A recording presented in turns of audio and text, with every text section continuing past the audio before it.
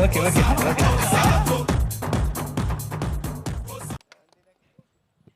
Thank you Sravanthi. అందరికీ నమస్కారం. నమస్తే, అంతా మంచిదేనా?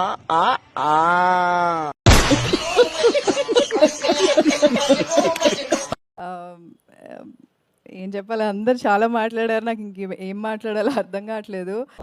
చెప్పు, ఏదో ఏదో ఒక్కటి చెప్పు, ఒక్కటైనా. But first of all ENE boys అందరూ వచ్చినందుకు చాలా థ్యాంక్స్.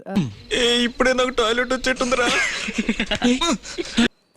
అది చాలా పెద్ద రిస్క్, అండ్ నన్ను కాస్ట్ చేయడం అనేది చాలా పెద్ద రిస్కీ థింగ్.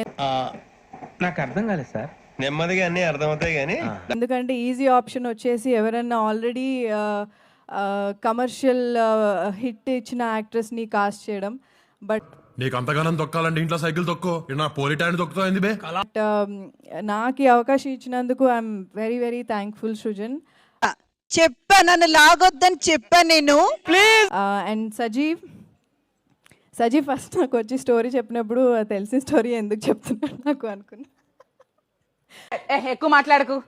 చాలా మొండోడు సజీవ్, బట్ చాలా తిట్టుకున్నాం షూట్లో కూడా.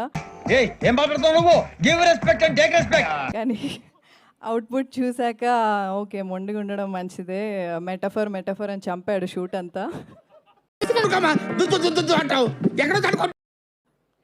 కానీ ఆ మెటాఫర్స్ అన్నీ కరెక్ట్. మేము మెటామేస్త్రి అని పిలిచే వాళ్ళం, తరుణ్ పెట్టారు ఆ పేరు. ఏమిటండి మీరు మాట్లాడేది? నెక్స్ట్ మ్యూజిక్ బాగా ఇట్లా హై పిచ్లో ఉన్న పాటలు విని విని విని సడన్గా వినంగానే నాకు చేసే మూడు ఉత్సాహం సర్వనాశనం అయిపోతాయి. ఏంటి ఇంత స్లో ఉంది అనుకున్నా నిజంగానే. మానవత్వం ఉందా? బుద్ధి ఉందా? బుర్ర ఉందా? మమ్మల్ని సమ్మర్లో ఫుల్గా మాడగొట్టేసి